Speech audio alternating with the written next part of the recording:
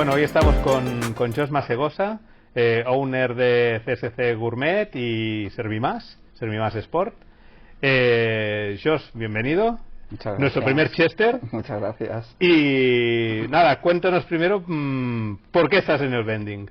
Bueno, estoy por el vending por una cuestión familiar. Mi padre pues empezó la empresa de vending. Sus hermanos ya habían empezado años atrás.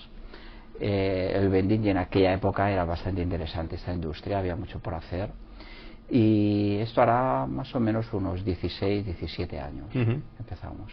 Sí, sí. Bueno, yo recuerdo familia tuya, no sé en qué grado de familia, pero ya dedicados al vending toda la vida y, bueno, que habían también sido clientes de casa.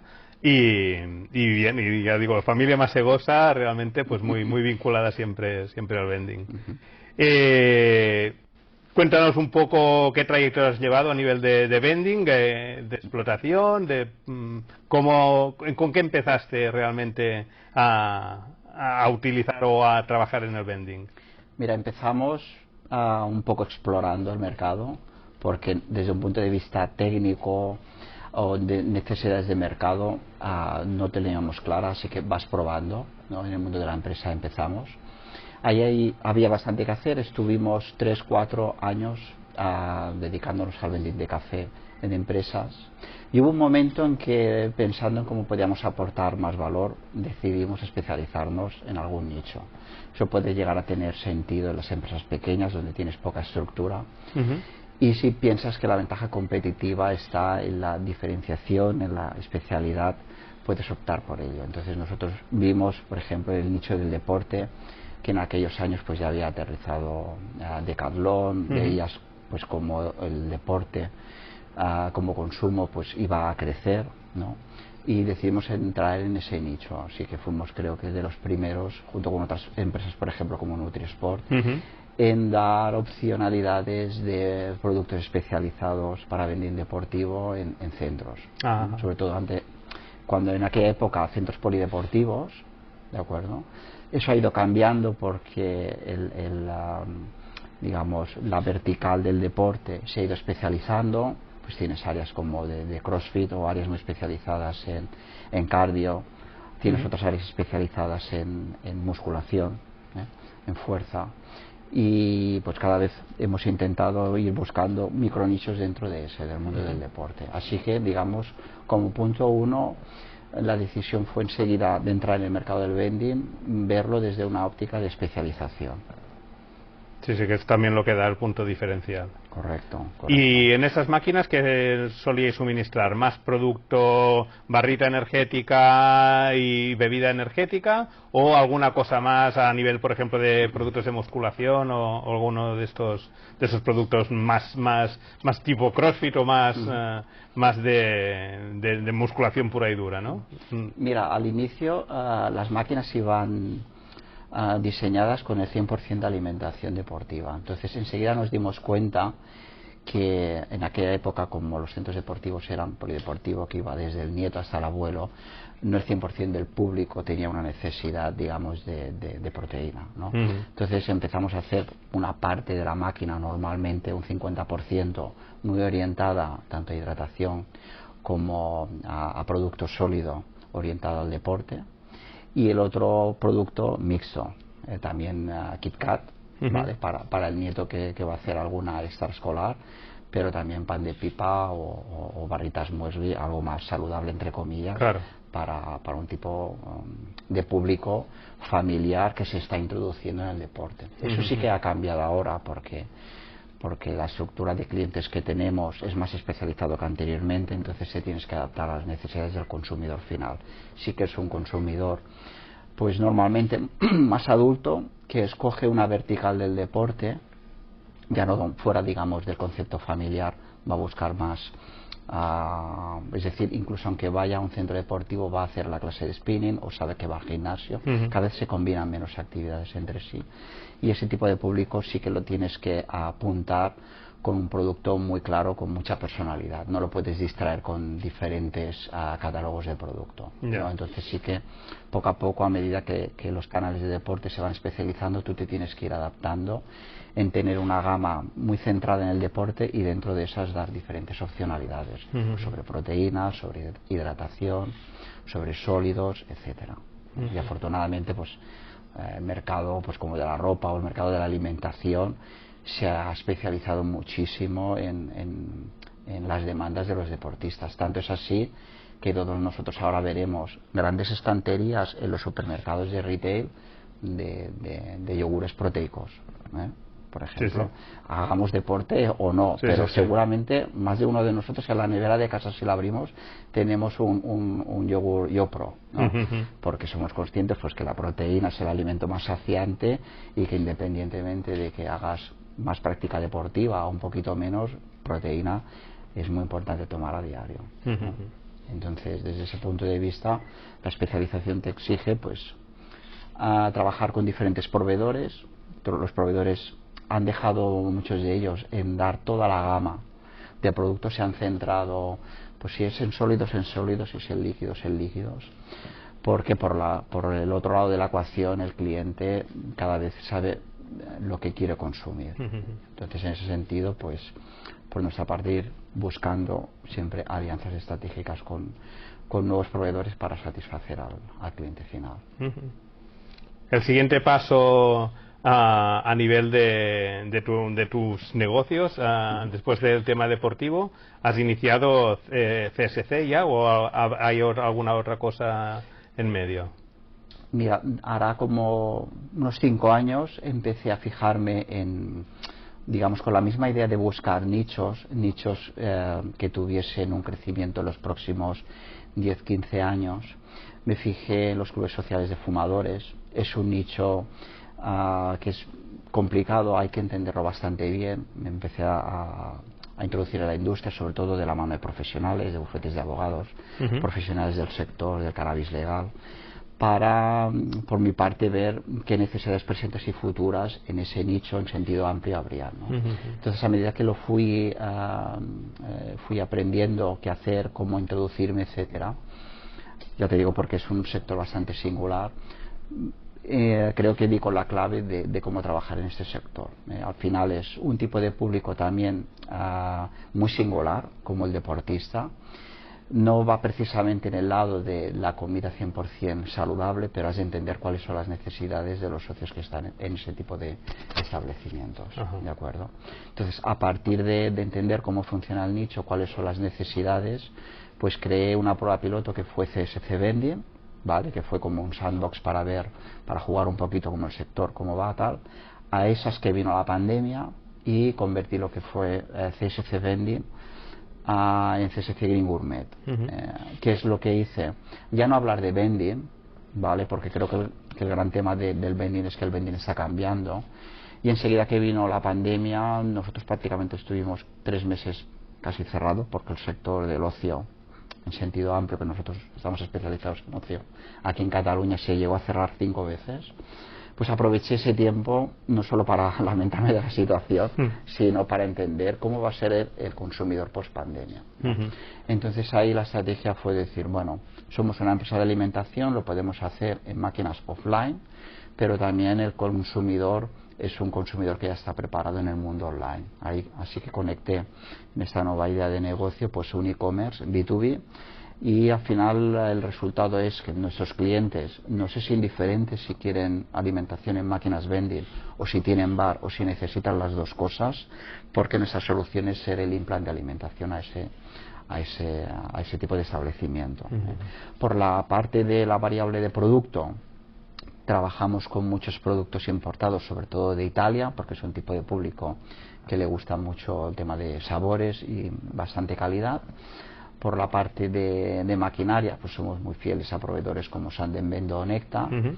Y por la parte del e-commerce, pues trabajamos estos productos y otros, que lo que hacemos es nos hacen un pedido en la plataforma y al día siguiente se lo entregamos, ¿no? Entonces, sirvió el tiempo de la pandemia para replantearnos qué es el vending. Bajo nuestro punto de vista, el vending pues ha cambiado no solo por la tecnología, el vector de tecnología, las máquinas de vending, ahora ya hay máquinas sin espirales, ¿no? Neveras inteligentes, etcétera, pero sí que vimos la necesidad de darle no solo un punto offline, sino otro punto online al consumidor, y que él decida el producto ya lo tiene decidido, pero en qué plataforma se lo suministra, ¿no? Eso también ha pasado en el mundo de la empresa, aunque nosotros no estamos especializados ahí, que el trabajador estaba en la oficina y iba a trabajar a casa. Ese café o ese producto de la máquina de vending, ¿cómo se lo das? Al final pues tienes que reformular tu estrategia y de alguna manera u otra dar ese bonus de alimentación y por parte de la empresa que cuida al trabajador, pues de alguna manera tiene que llegar a su casa, porque si no por ahí vas a perder la venta, ¿no? Entonces, dentro de todo lo malo de la pandemia, pues nosotros hicimos ese cambio en este nicho, y en el sector del deporte estamos en transformación para hacer algo parecido, para ir más allá de las necesidades que tiene in situ dentro del puesto de trabajo ese consumidor. Al final tiene otras necesidades que las va a buscar en la gran superficie del retail, y por ahí quizás puedes tener la opcionalidad, porque tú ya lo conoces, ya te está comprando la máquina de vending, ya no es una persona anónima. Si tienes, digamos, telemetría y ya tienes su mail, ya le puedes dar otros productos y servicios, o por lo menos intentar poco a poco darle forma a ese buyer persona y ver por dónde le podemos satisfacer más demanda que no in situ delante de un producto servicio offline que es la máquina de vending, ¿no? En cuanto, a ver, te enseñaré una. Bueno, sí. Bueno, esto es aquí tu negocio, ¿no? El CSC Green Gourmet. Aquí, bueno, aquí vemos una máquina. Vemos productos habituales, desde agua, Coca-Cola, etcétera. ¿Y qué productos ofreces dentro del tema de cannabis o de estos productos, o cómo lo tienes enfocado realmente lo que es el producto que ofreces en estas máquinas? Nosotros productos digamos, derivados, ya sean naturales o sintéticos del cannabis en alimentación todavía no ofrecemos debido a la ley. Eso en muy poco tiempo va a cambiar, digamos, pues añadir CBD a bebidas. Hay muchísima innovación en Reino Unido. Estoy en contacto permanente con muchas empresas del sector, puesto que uno de los temas que tiene preparado CSC Green Gourmet es ser un importador mayorista de ese tipo de alimentación nueva que va a venir, ¿vale? Que ya está en Estados Unidos, en los estados donde está legalizado el consumo recreativo del cannabis. En Alemania, por ejemplo, se está produciendo bebidas con CBD, y estamos dentro de la misma comunidad europea, ¿no? Hay unas fricciones porque todavía es uno de los temas que en la próxima década vamos a ver cómo se asienta esta industria. Nosotros queremos estar ya en un tiempo antes del mercado, para cuando sea el time to market, pues ya estar muy posicionado con las marcas, ya entender cuál es el consumidor, porque este ya está preparado. Aquí la regulación siempre va más tarde, va con un delay muy importante en esta industria, más por lo complicada que es, ¿de acuerdo? Entonces, a día de hoy nosotros lo que damos son alimentación estándar para este usuario. Él está consumiendo o no, está allí en el local, pero necesita hidratarse. Sí que tenemos productos exclusivos como pizzas que hacemos nosotros, ¿vale? Estamos ahora en desarrollo de un perrito caliente, un sándwich también, porque el objetivo es que puedan hacer un snack más largo, completarlo con la bebida y acabarlo con una experiencia de café. No es un tipo de usuario que lo podamos satisfacer vendiendo un Kinder Bueno. Al final nosotros queremos arrastrar un ticket medio de gasto entre 6 y 8 euros por persona, pero le tienes que montar toda la experiencia, desde el caliente hasta que te acabe por el café, pasando por bebida, ¿no?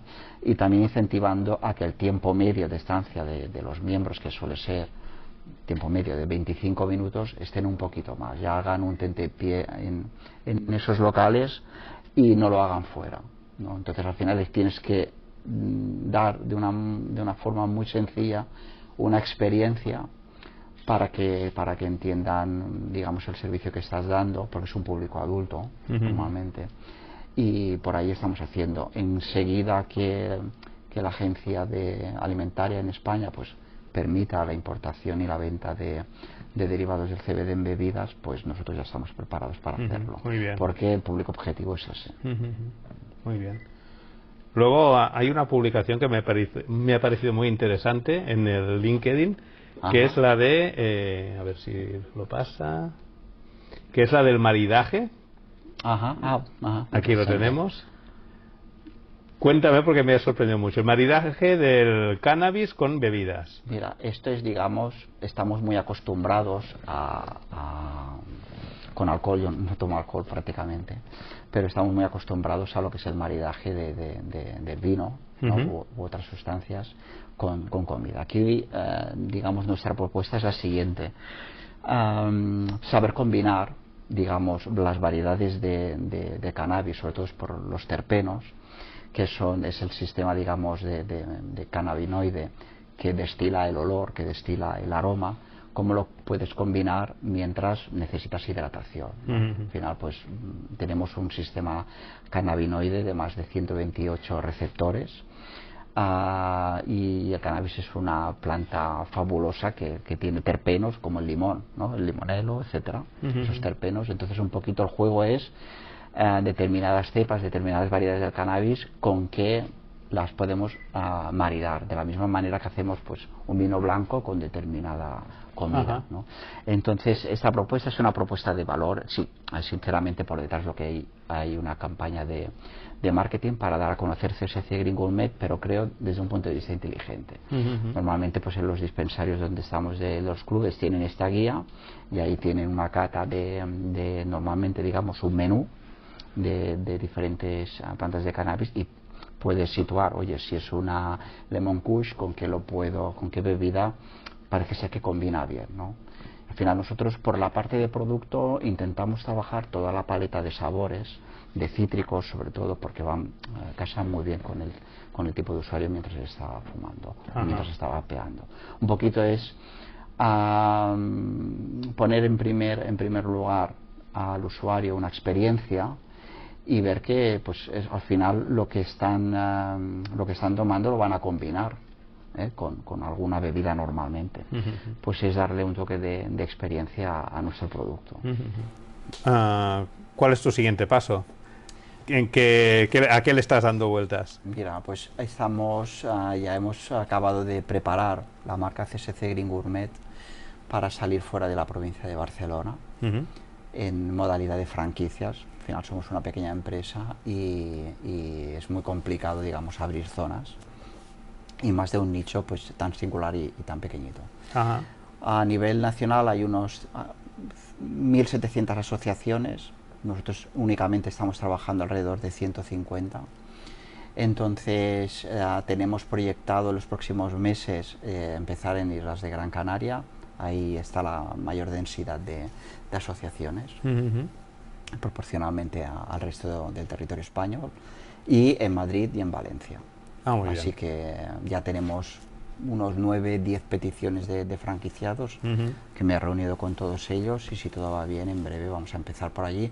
Va a ser una manera de hacer crecer el proyecto, creo que la única manera sostenible, porque no tenemos, digamos, tejido fuera de la provincia de Barcelona, pero sí que es una buena manera, pues, para que la marca pueda salir, y porque el modelo de negocio, pues, ya está más que testado, y simplemente hacer un copy-paste en otro lado bajo nuestra supervisión y nuestra cadena de valor. Al final queremos transmitir la misma experiencia que hemos desarrollado aquí en otros sitios, pero al final tienes que hacer las cosas rentables y tienes que hacer las cosas en el método Lean, ¿no? Gastando lo mínimo de la forma más eficiente. Pues, si atraemos talento con diferentes partners de franquicia, pensamos que lo podemos hacer, y podemos hacerlo bastante bien. Muy bien, muy bien. ¿Te arrepientes de estar en el vending, de haber entrado en el mundo del vending? Creo que el vending es una industria muy interesante. Es una industria muy flexible, es decir, si no te funciona la máquina de vending, la puedes mover. El producto lo vas a cobrar antes de dispensarlo, eso es bastante interesante. Es un tipo de empresa que todos los días genera un cash flow. No tienes un único cliente que, si no te paga, yo qué sé, un pedido grande, pues puedes tener problemas. Y tenemos por la parte, digamos, del consumidor, un consumidor que está preparado, que está listo, que está muy acostumbrado a comprar en máquinas automáticas, ¿no? Sí que a veces me arrepiento de no estar en la industria del vending corporativa, en el sector corporate, donde está la gran, digamos, hay un nicho muy interesante y están los grandes competidores. Pero creo que precisamente después de la pandemia, que ha servido como catalizador, como acelerador, se abre una ventana de oportunidad de entrar en el mundo corporativo, quizás no haciendo vending, no digo que sea haciendo anti-vending, sino haciendo retail desatendido, que es una categoría más amplia, que el vending tradicional ha sido desbordado por esas categorías, donde quizás players que no vienen del sector del vending te ponen una nevera inteligente o una superautomática y una caja de fruta, y quizás te están dando más valor a un operador de vending, que lo único que hacemos es comprar una máquina y poner todos el mismo producto. Al final hemos de repensar el vending en el sentido de experiencia. Ya no sirve en el vending que el consumidor final, que nuestro cliente, sea anónimo. Eso sí tiene que acabar. Tienes que poner una experiencia digital. Has de entender a nivel individual y a nivel, digamos, hacer data analysis qué está pasando, cómo es tu consumidor, porque él ya está más que preparado. Sabemos que quiere experiencias pues que vienen derivadas de Starbucks, pues bebidas más grandes, aunque se llenen el estómago de medio litro de agua, les da igual. Ellos salen felices después de pagar 5 euros allí. Pues hemos de imitar este tipo de exigencias por parte del consumidor. Creo que te puedo decir que estoy arrepentido de eso, de no haberlo hecho antes, pero quizás ahora sí que hay una ventana de oportunidad, y si todo va bien podremos entrar en ese sector, pero no haciendo ya vending tradicional, ¿vale? No quiero decir que el vending tradicional se vaya a acabar, ni mucho menos. No, es reinventarlo, ¿no? Van a convivir muchos tipos de cosas que le podemos llamar a vending, si lo decimos en sentido amplio, pero quizás lo que el vending no ha cambiado en las últimas décadas, se da una compresión de cambios, donde vamos a ver nuevos players que no te los esperas que aparecen, que tienen una capacidad muy rápida para desplegarse, que tienen un poder muy importante para captar clientes, ya no presencialmente, sino en LinkedIn u otras redes sociales, y hemos de estar preparados porque, por la parte del cliente, como comentaba antes, ya no están pensando en una empresa de vending de máquinas. Eso ya lo hemos visto hace muchas décadas. Quieren experiencias, quieren valor añadido. Entonces, hemos de repensar, bajo mi punto de vista, si tenemos la flexibilidad suficiente para aprovechar ventanas de oportunidades de cambio como son las de ahora. Muy bien. ¿No? Y creo que por la parte de fabricantes lo estáis haciendo, y creo que bastantes operadores de vending lo han entendido y están empezando a actuar, ¿no? Porque también la hostia del COVID ha sido muy dura, ¿no? Y después de esta hostia te levantas y te digan que tienes que cambiar cómo comunicas y algunos de los procesos, maquinaria y tendencias, pues es muy complicado y necesitas recursos económicos. Ese es el gran reto, pero a nivel global veo una industria muy fuerte, y los datos de ventas de máquinas, etcétera, lo demuestran. Sí, ¿no? sí. De los errores también se aprende. ¿Has cometido algún error que te ha hecho ver las cosas de otra manera, o te ha hecho dar un paso distinto del que tenías pensado hacer? Sí, mira, los errores son inevitables y son muy buenos si los entiendes como un mecanismo de iteración, como un mecanismo de mejora, ¿no? El problema es cuando tropiezas con la misma piedra, y siempre la misma piedra, ¿no? Errores constantes, errores gordos, de equivocarte y tener que perder dinero, de visualizar, proyectar ventas de un cliente potencial y te has equivocado, ahí no iban 3 máquinas, iba una, y al revés, ¿no? De decir no y luego arrepentirte, ¿no? El tema es cagarla lo mínimo posible, que no sea un error estructural, ¿no? Hemos de fijar pequeños cambios, eso que dicen, de si cada día podemos mejorar un 1%, ese 1% al final se comporta como si fuese el interés compuesto, ¿no? Pequeñas iteraciones, ¿no? Las microtomas de decisiones, ¿no? Sí que estamos en otra capa en tiempos de tomar grandes decisiones, de proyectar dónde queremos tener nuestra empresa de vending en los siguientes 4 o 5 años, ¿no? Y ahí es clave equivocarte de poco, ¿no? pero errores muchos. Sí, sí. Y aprendizajes los mismos que errores. Yo creo que eso es equivocarte saludablemente. Muy bien. ¿Alguna cosa que nos quieras añadir? Mira, felicitarte. Gracias. Sí, porque a veces había mirado años atrás, oye, ¿qué podcast hay? La comunidad del vending a nivel de industria, la cara de los explotadores, ¿dónde está? Sí que hay podcasts en el extranjero, en Estados Unidos, había escuchado alguno y había pensado, oye, ¿por qué no se hace algo? El mundo de la emprendeduría, del vending, es muy interesante, ¿no?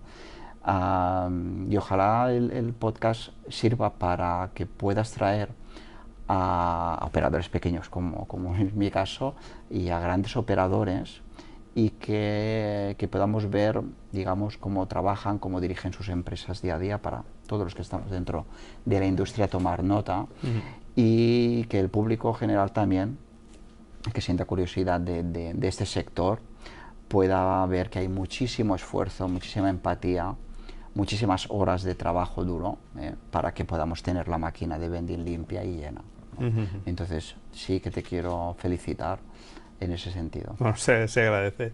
No, yo el hecho también de invitarte a hacer este podcast, esta sesión de Chester, era también porque he visto siempre que todo que no eres cliente de casa, no eres cliente de máquinas, lo has dicho, que compras Anden, que compras Necta, creo que también compras, no eres cliente de casa, pero siempre he visto que eres una persona disruptiva, o sea, que buscas darle una vuelta también al negocio del vending, que es lo que tenemos que hacer, que es lo que es, en el momento que estamos, si queremos avanzar como sector, tenemos que hacer cosas distintas. Sí, y por eso, pues como sos más egosa y como lo que has solido hacer siempre, pues me ha encantado también que puedas estar aquí.